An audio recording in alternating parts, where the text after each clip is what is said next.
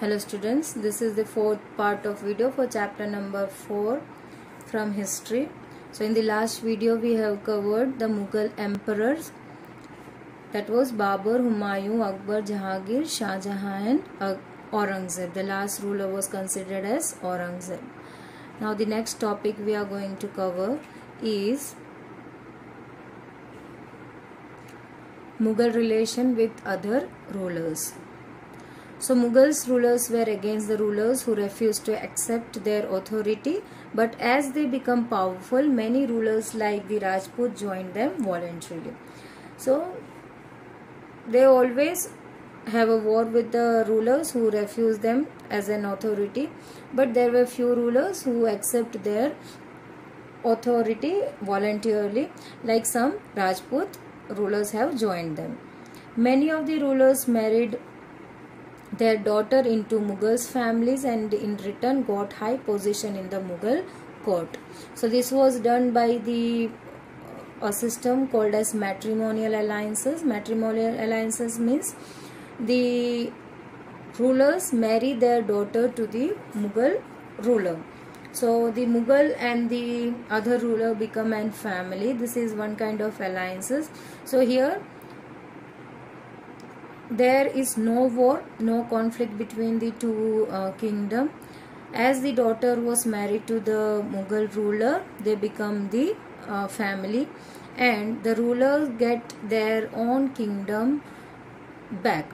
So there is no war, no conflict, but as ruler as behalf of the Mughal authority. So they don't have direct control as they were having before to their kingdom. They are ruling their own kingdom. The rulers are ruling their own kingdom in the behalf of Mughal rulers. Like one of the example I can give away, Jodha Akbar, the Rajput princess, was married to Akbar, the prince. And so this was the system that was called as matrimonial alliances. So this rulers get the higher position, that is as a ruler only, ruling behalf of the Mughal ruler. Many like Sisodia Rajput completely refused to accept Mughal authority. As I said in the first point, that there were few rulers who accept the authority of Mughals voluntary, and few others are there who are not accepting it. So in that Sisodia Rajput are the one who refused to accept the Mughal authority. Defeated rulers were treated by the Mughals with honor and were returned their land as assignment, that is called as Watan Jagir. As I said, they were ruling behalf of the Mughal rulers.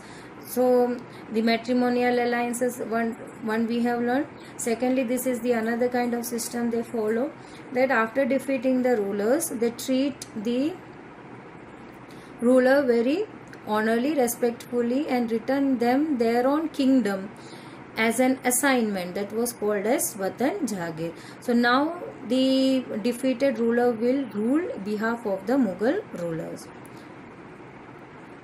So there were many kind of successions and ruling, like matrimonial you have already learned.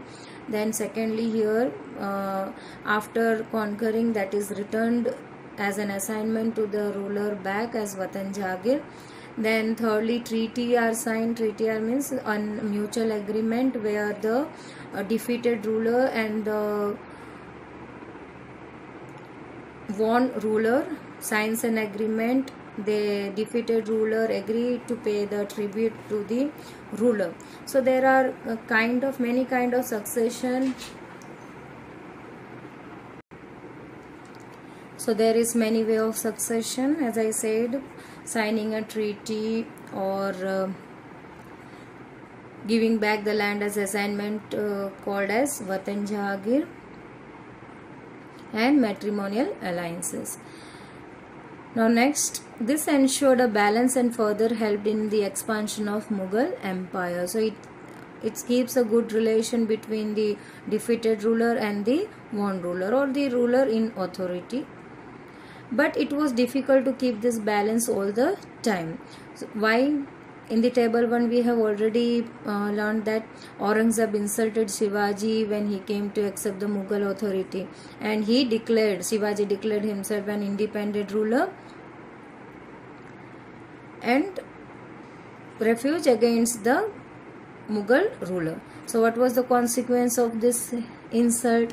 What we have learned in the table 1, that he gathered an army and started a guerrilla warfare against whom? Against the Aurangzeb in the Deccan.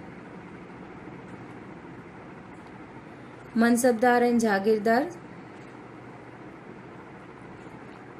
Mughal rulers appointed diverse group of people in their services as Mansabdar. Groups like Turkish nobles, they were known as Turanis, Iranians, Indian Muslims, Afghans, Rajputs, Marathas and other groups.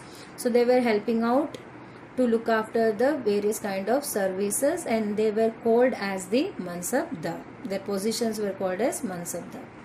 Mansabdar refers to an individual holding a rank. Okay, so there is a rank for each of the Mansabdar. A grading system was used to fix rank, salary and military responsibility. So there is a grading system on what they are being calculated. There is particular rank, the salary according to the rank, and the third one is military responsibility. So from bottom we have to start. First, the military responsibility is to given according to the what military responsibility they handles, they get the salary, and same as per the number of military responsibility they handles, they gets the rank. How? That we are going to learn. That is Zat or Zat you can say. So Zat determined the rank and salary. The higher the Zat, the higher the position. Nobles with a Zat of 5,000 were ranked higher than those of 1,000. All numerical value you can consider. 5,000 is more compared to the 1,000. Now how the Zat is counted? Now one Zat is equal to 1 horse and 1 soldier. So that means 5,000 Zat means the military responsibility who is handling away, he is having the 10,000. It is not 1,000. Typing error is there. So it is, if the holder or Mansabdar who is having the 5,000 Zat, it means it is the double of that, means 10,000. How 10,000? Means 1 horse and 1 soldier. So it is calculated as 2. So 10,000 means the highest ranking.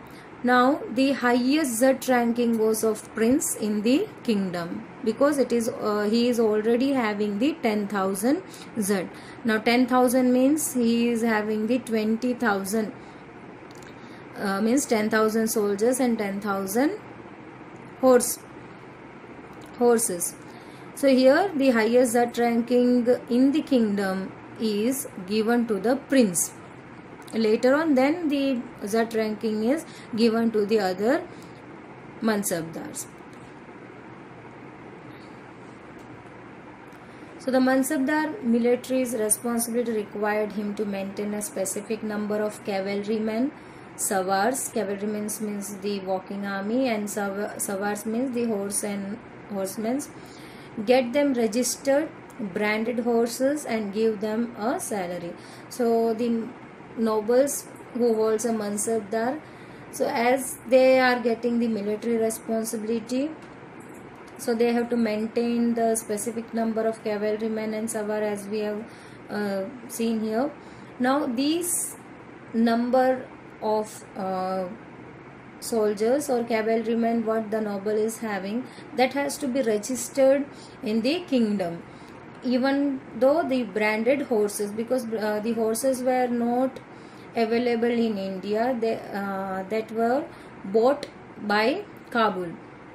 So there are many places from where the branded horses were being bought.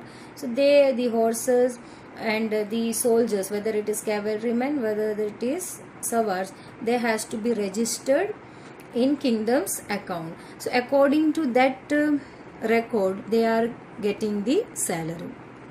The nobles are getting the salary.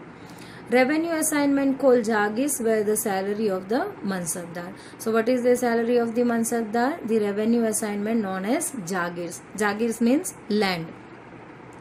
So as per the land, they have to give away the soldiers, the specific number of soldiers to the kingdom. But unlike Muktis, most Mansabdar did not reside or administer their Jagirs. In last chapter we have learned that in the same land they used to live, and they are having the right to collect the revenue. So but as like or unlike that Muktis, here the Mansabdar are not residing in the same land. What they got as the salary, the assignment as salary, then what do? They only had a right to collect the revenue, same as both are having the right to collect. So here also he is having the right to collect the revenue from the assignment what he has got as Jagir. But to collect that revenue, he is appointing a servant. So this is being collected, the revenue is being collected by the servant which was being appointed by the Mansabdar. Now while Mansabdars themselves served in the some other part of country. So in short, if in simpler word I say, land is given to the Mansabdar, but he is not able to stay in the same land.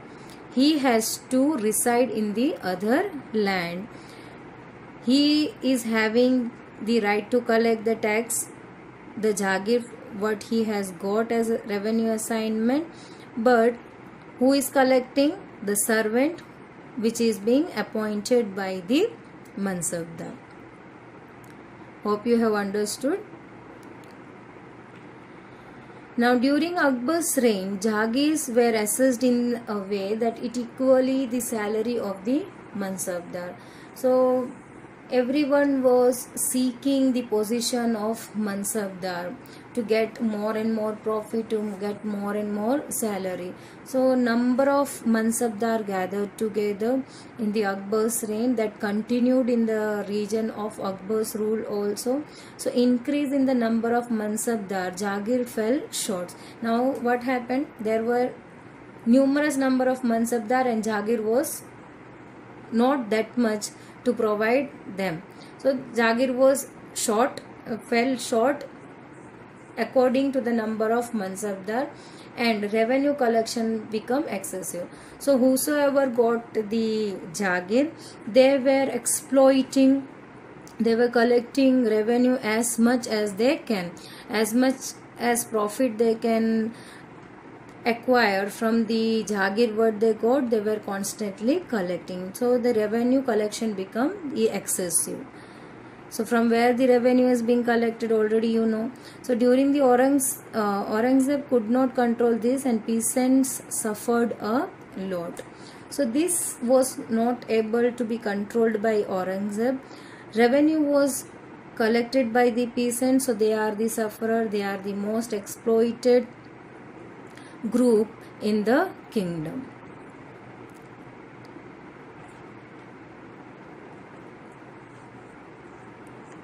So the next topic, that Zabt and Zamindar, we are going to cover in the next video. Till then, stay tuned and read the textbook to know the things in detail. Compare the video with the textbook so you can understand well. Till then, stay tuned. Thank you.